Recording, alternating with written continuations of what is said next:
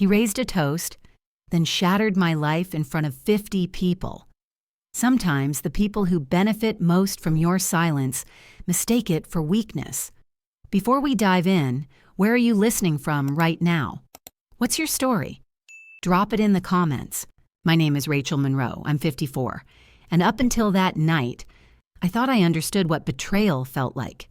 We were at the Magnolia Table, one of those white tablecloth spots in Charleston, celebrating my daughter's graduation from Duke, the kind of place where dessert spoons are laid out in advance and the air smells like old money and lemon zest.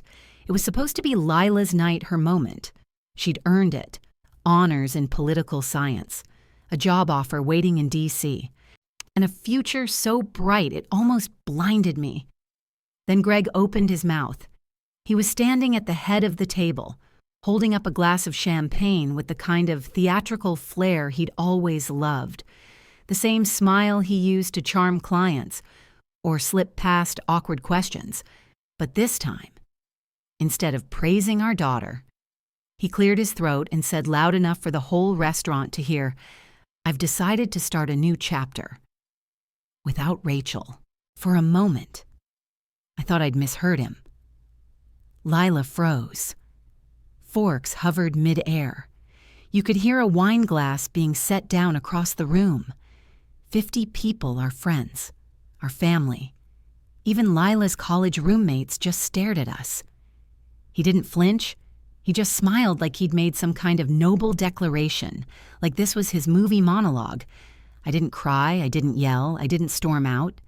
I looked him in the eye, leaned slightly toward him, and said, "Congratulations on your honesty." My daughter was still sitting beside me, graduation cap slightly askew, her hand shaking just enough to make her water ripple in the glass. Her face had gone pale, and behind her at a table near the back sat Candace Miller. She shifted in her seat like the air had suddenly turned hostile. Candace was 37, perfectly put together in that effortful way women in denial often are. She used to call me for career advice, used to come to our Christmas parties, once brought me homemade candles. Now she was sleeping with my husband.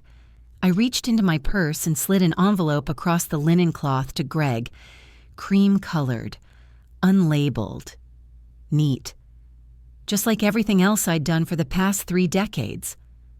"What's this?" he asked, his voice a little thinner now. "Something you'll want to read later," I said, keeping my tone soft, polite, controlled.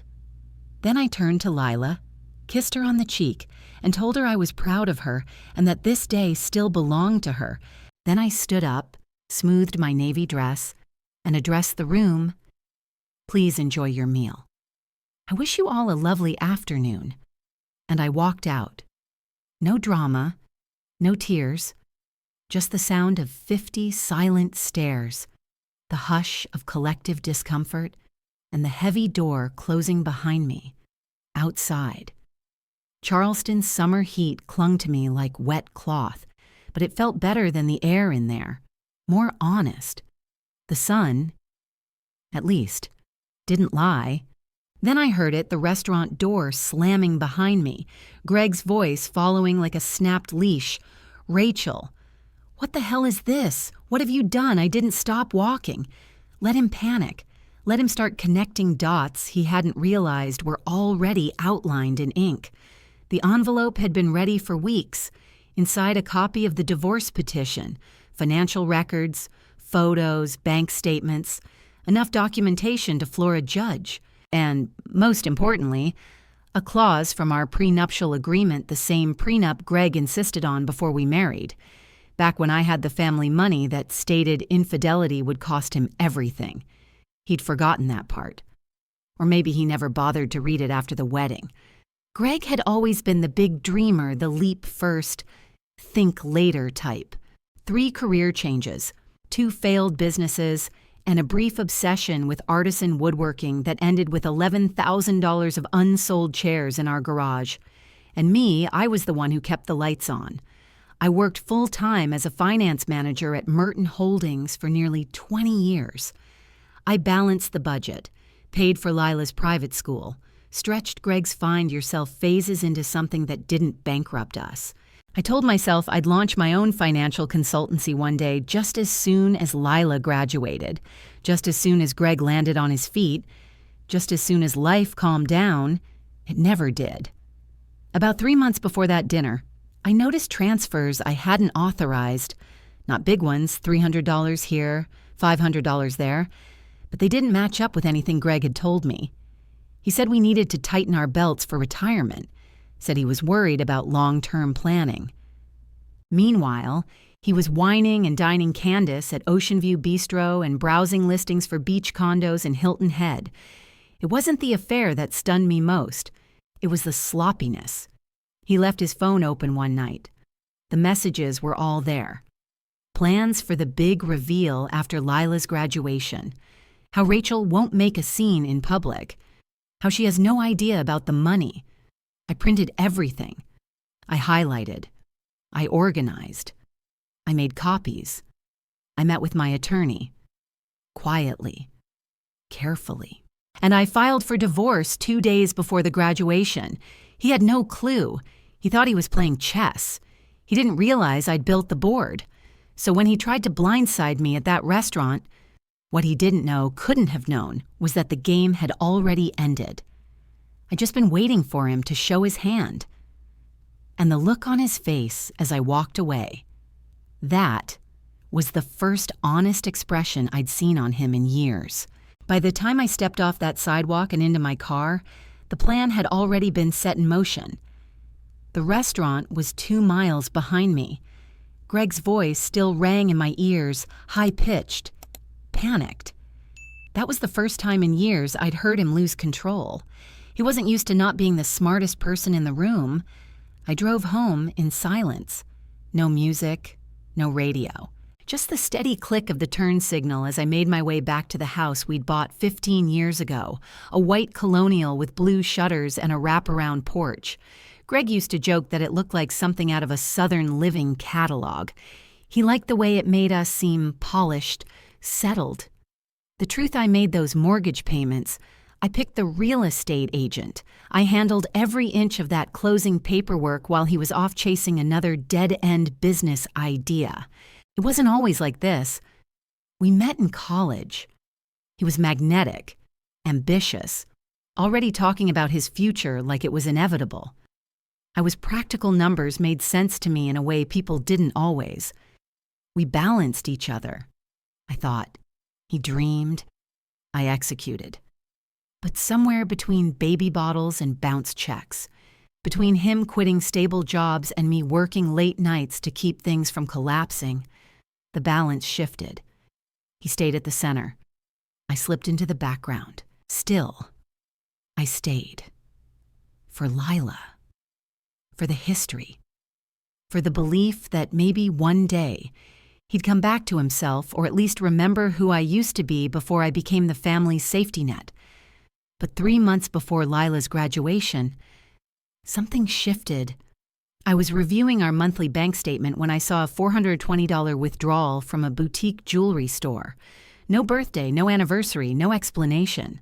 I asked Greg casually. He said it was a client gift. I nodded and said nothing. 2 weeks later, a $675 dinner charge from Ocean View Bistro, a place we used to go on special occasions. Back when we still had those, I hadn't been there in over a year.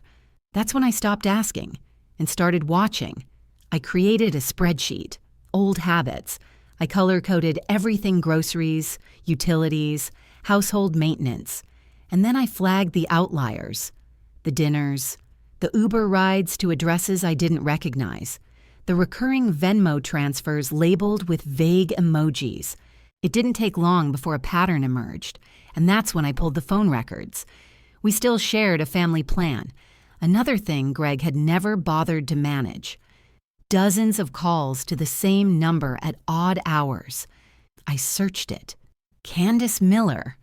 Her name popped up in an old group photo from Lila's high school fundraiser. Back then, I thought she was just another parent, polished, friendly, vaguely ambitious. I remember she asked me once how I balanced work and family. I told her the truth. I was tired, but holding it all together felt like the only way to keep things from falling apart. Apparently, that honesty had left an impression. She decided to aim higher. I didn't confront Greg. That would have tipped him off. And I didn't want to fight. I wanted leverage. So I made an appointment with a lawyer, Philip Anderson, mid-50s. No nonsense. Sharp as a scalpel. I slid my manila folder across his desk and said, "I'm not here to rage. I'm here to win." He flipped through the documents, quiet nods, small frowns.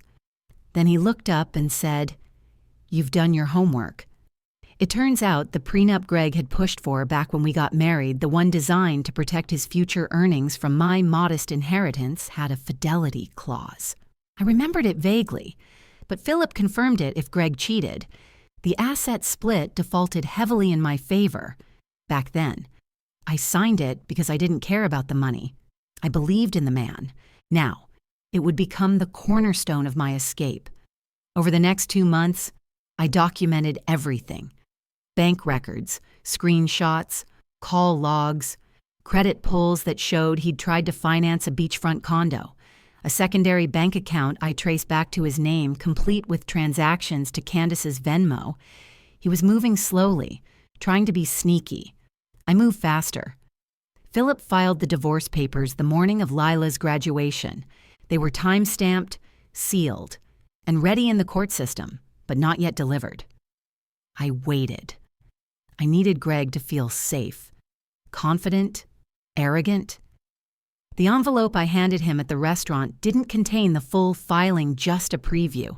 Enough to shatter his script, enough to show I'd been watching. When I pulled into our driveway, everything looked normal. Sprinklers ticking in the front yard, porch light just starting to flicker on. But something had shifted. I walked in, took off my heels, and headed upstairs. The house was still. Greg's bags, packed and zipped, were already hidden in the back of the closet. He was planning to leave the next morning, probably with some dramatic note, maybe a text. He'd always been that kind of man, the one who wants to look noble as he exits a burning building he lit himself. I sat down on the edge of the bed and looked around. The antique clock from my father. Our wedding photo still hanging above the dresser, a silk scarf Greg gave me in our first year of marriage. I had kept everything, but now I saw it for what it was, a museum of my own restraint. My phone buzzed. 5 missed calls from Greg, 2 from his sister, Diana, 1 from Lila. I texted Lila first. "I'm okay. This isn't your burden to carry. Enjoy tonight. We'll talk later. I love you." I didn't know the rest of them anything, not yet. I showered, poured a glass of wine, opened my laptop and reviewed the evidence one more time. This wasn't about rage. I wasn't going to scream or beg. I'd done all the emotional heavy lifting already quietly, alone. Now, I was just watching the dominoes fall. Greg thought he'd deliver his little monologue and ride off into his fantasy life with Candace. Confident I'd be too shocked to respond, he didn't realize I'd already lit the fuse and walked away with the match. By morning, the texts had doubled. Missed calls, voicemails. Greg tried everything from disbelief to guilt-tripping. One even said, "Let's not blow this up." Think of Lila. I already had. That's why I kept it quiet until the moment it couldn't be ignored. Around 11 a.m., I heard the familiar whine of his SUV tires on the driveway, followed by the sharp slam of the front door. "Rachel!" he bellowed. "Where the hell are you? I was in the living room." Calm, laptop closed, a mug of tea beside me. He came stomping in, red-faced, envelope crumpled in his fist. "You served me divorce papers at our daughter's graduation." What kind of twisted I held up a hand? "You wanted a clean break," I said, voice steady. "I just handed you the scissors." He paced, breathing hard. "You blindsided me." "No," I replied. "You just weren't paying attention." Greg's panic was raw, ugly, but under it was something worse, entitlement, like I was ruining his story by refusing to play the part he'd assigned me. "The prenup expired," he said, trying to regain control. "That thing's ancient. Any lawyer will. It didn't. I stood up, walked over to the side table, and pulled out the document, Section 12. Fidelity clause remains in effect for the duration of the marriage, including pending legal proceedings. Your lawyer should have told you that. Oh, wait, you didn't hire one. His mouth opened, closed, opened again. The realization hit all at once. The house, the retirement accounts, the joint investments. They were slipping through his fingers. He sank into the leather armchair like someone had cut the strings holding him up. You can't do this, he muttered. We built this life together. No, I said gently. I built this life around your chaos. You just decorated it with big plans and borrowed money. His phone buzzed on the coffee table. He glanced at it, winced. Candace. She was waiting for him, probably wondering why the apartment lease wasn't finalized yet, why her new life with Greg had hit an unexpected wall. She doesn't know about the account, does she? I asked. He stiffened. Which one? I added.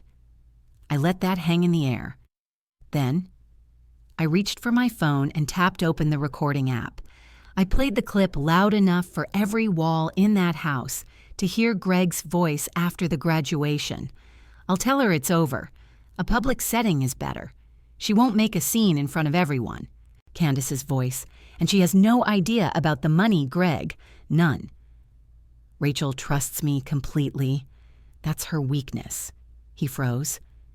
You recorded us in Georgia, one-party consent, and this is my house, my marriage, my finances. I paused. I didn't record your private moments with Candace, just the part where you were planning to defraud me. Greg stood suddenly, knocking the mug off the table. It shattered across the hardwood floor. I need to make some calls. Your attorney would be a good start. I walked past him to grab my bag.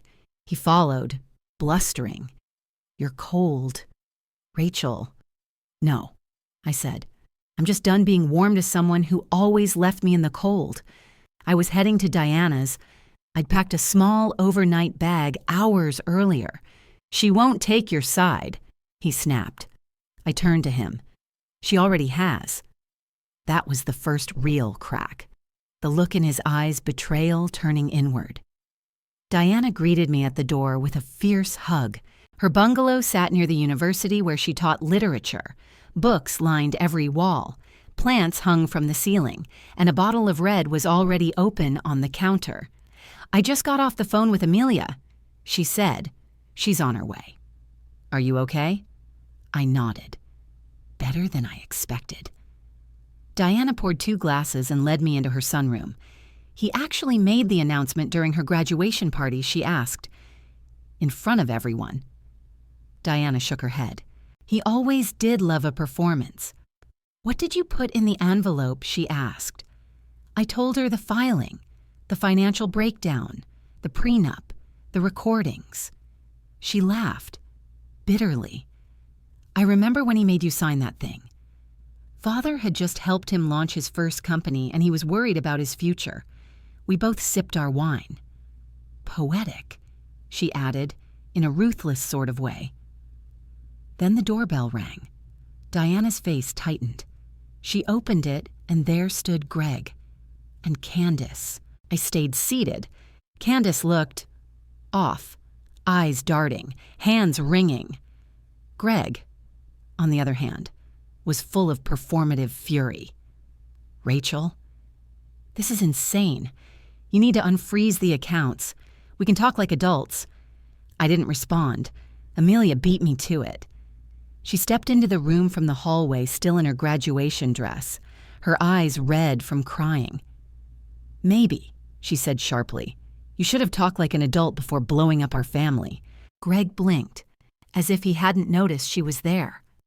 Amelia, this doesn't concern me, she snapped. You stood up and dumped Mom in front of all my friends, on my day. Candace touched his arm. Greg, maybe we should go. He shook her off. No, I'm not leaving until Rachel listens. Diana folded her arms. My sister-in-law seems to be the only rational one here. I stayed quiet. It was more powerful than shouting. The accounts will remain frozen until the hearing. I said, 3 days from now. That's when a judge decides how this ends. Greg's eyes widened. 3 days. What am I supposed to... You have a personal account, I said. The one you've been hiding. That should hold you over. Candace's head whipped toward him. You have a what, So she didn't know everything either. I'm managing things, Greg muttered. How much she demanded. He didn't answer. Cracks. Wide and fast. Amelia stepped forward. Candace, did you know he planned to announce the separation at my graduation party? I thought he was going to speak to your mother privately, she stammered. Greg glared at her. The room tilted, alliances shifting, facades crumbling. I think you both should leave, Diana said quietly. Greg turned to Amelia. Last card in hand, sweetheart. Relationships change. People drift apart. No, Amelia replied coldly. Cowards cheat. You lied, stole, and humiliated us. Greg stepped forward. You don't understand. I understand everything, she snapped. I worked 2 jobs because you said money was tight while you were buying jewelry for her. He paused. That's not how it... Leave, she said. And for once, he did. Candace trailed behind, silent, at the door. He turned back. This isn't over. Rachel.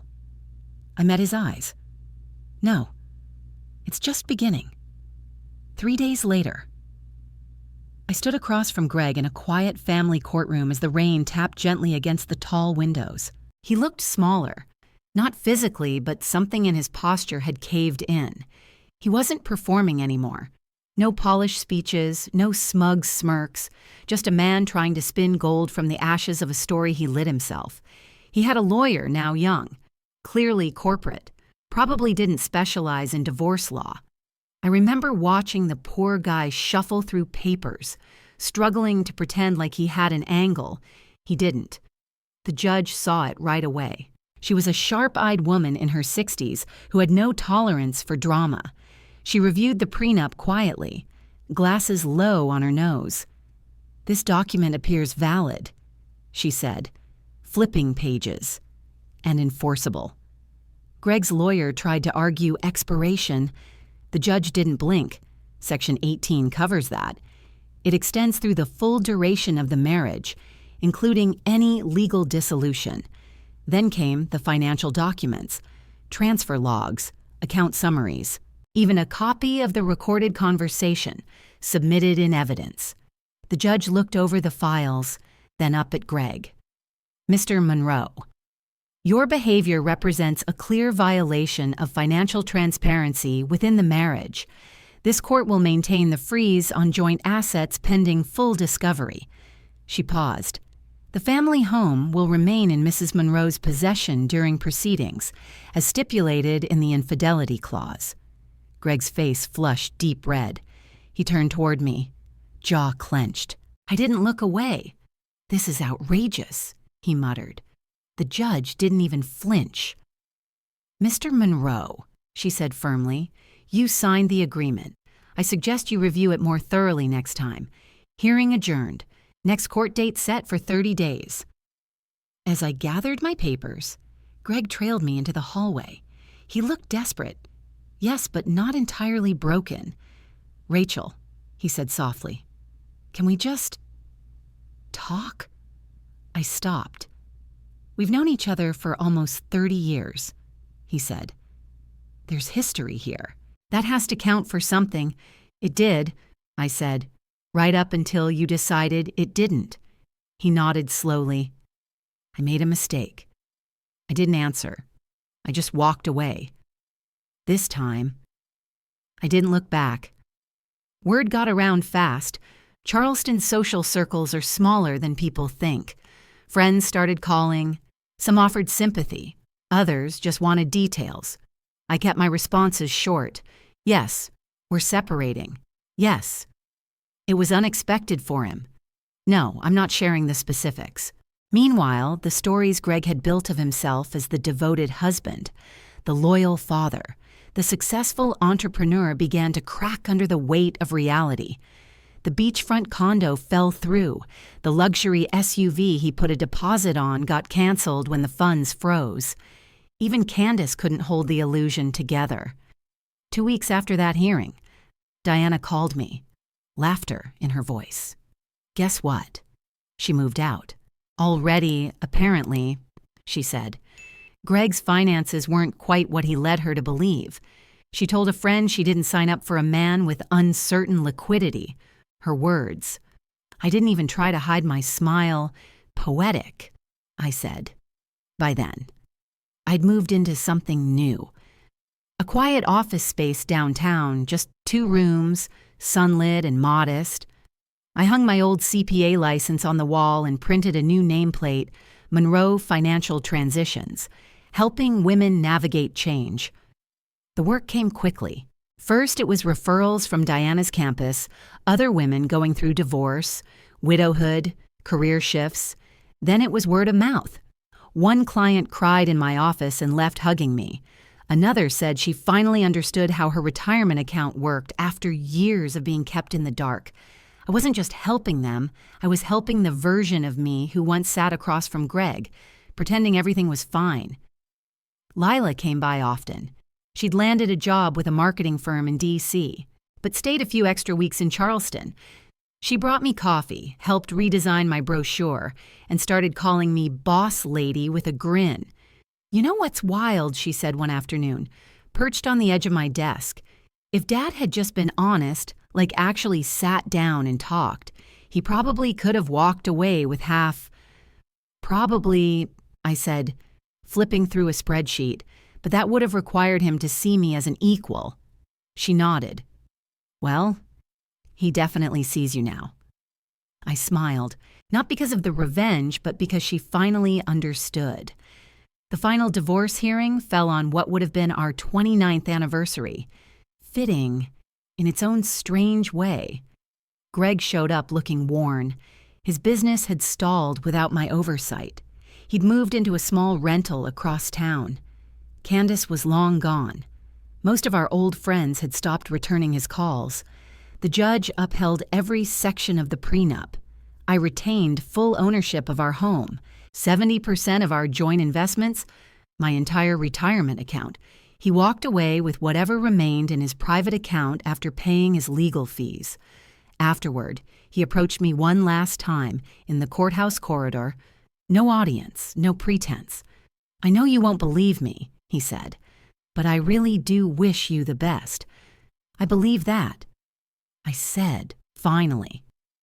And I wish the same for you. Just from a very safe distance. We didn't hug. We didn't linger. That door closed cleanly behind us. 6 months later, Monroe Financial had expanded. I hired 2 associates. We moved to a bigger office. We even hosted a workshop series called Reclaiming Control, part education, part empowerment. Every time I stood in front of a room full of women trying to rebuild, I thought of the version of me who once believed love meant losing yourself quietly. Now, I knew better. I hadn't just recovered. I'd redefined. And that envelope, the one I handed Greg in the restaurant, it wasn't just a statement of war. It was my key to the life I should have claimed years ago, to a voice I finally decided to use, and to a version of myself I no longer apologized for. I didn't just win. I became someone who didn't need to anymore. Thank you for following Rachel's story. If you're still here, what would you have done in her place? Drop it in the comments.